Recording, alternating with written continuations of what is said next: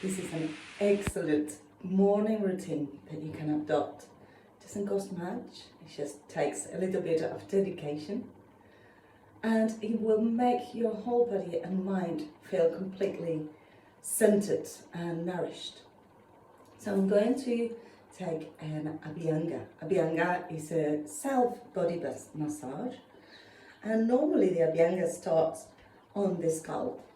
And if you are going to do it with your hair, you have to be careful that it will take a little bit longer especially to wash it off. To wash it off, you need to put shampoo first and then water.